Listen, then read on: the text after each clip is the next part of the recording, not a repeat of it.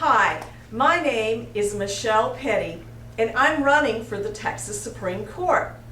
I wanted to let you know about some of the important decisions that have been coming down from the court that could affect you, and why you should vote in the judicial races, why they're really actually more important than you might suppose. Recently, the Texas Supreme Court ruled against Mr. Martinez.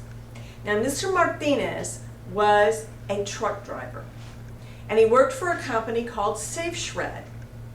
And he told them that they were asking him to do something illegal because they had improperly and unsafely loaded the truck that they had asked him to drive. And he went through his pre-drive checklist and found a number of errors that actually were illegal for him to drive. Well, they ignored him and they said, "You want your job, you need to drive." And so he did. Well, he made it through safely that time. But the next time, he wasn't quite so lucky. Again, he warned them, "This is violating the law. I could get a ticket for this. This is a problem. You've got to reload this." They refused to reload it, and they sent him out, and he needed his job, but sure enough, he was ticketed. Now that went on his commercial driver's license. Did they care? No. Even though he gave them the ticket and said, "Look, I told you this was dangerous, this was violating the law, and now I've been ticketed for it." So, again, after now for sure they know what they're doing and they know that what they're doing is illegal, they load him up again. And he goes to them and he says, "Oh my gosh, this is really accident waiting to happen. This is frayed. This is out of balance and it could shift." They said, "Look, you want your job, you drive." So he gets in the truck and he drives.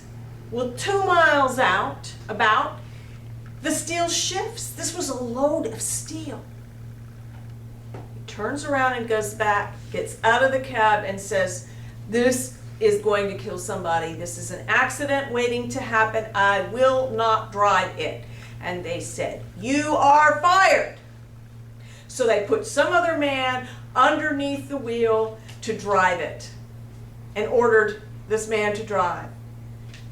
And sure enough, he went out and that steel shifted and came through the cab. Now that man's guardian angels were working overtime, and thank God he wasn't injured. But he could have been killed.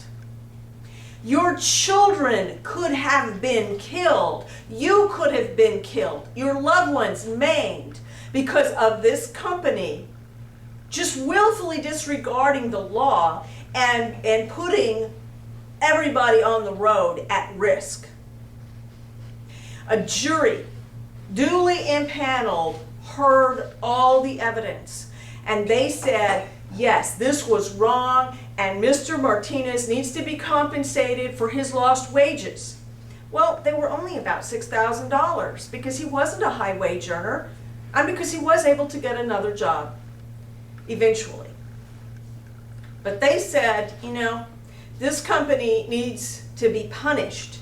We have to send a message that this unsafe, dangerous behavior and putting the public at risk like this cannot be allowed to continue. We have to make an example of this company, and they awarded punitive damages of $250,000. Well, the trial judge said, you know what, the law caps those damages in this case at only $200,000. So the trial judge reduced it. But that wasn't enough for this company. This company said, nah, we don't want to pay that. And we have friends of the Texas Supreme Court. So they appealed all the way up to the Texas Supreme Court. And lo and behold, the court says,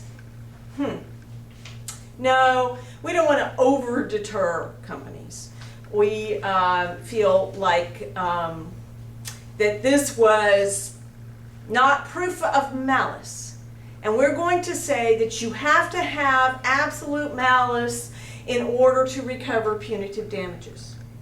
So The Supreme Court of Texas has said it's not malice as a matter of law for a company to willfully and knowingly violate the law and put your life at risk, to fire someone because they refuse to put the public's life at risk.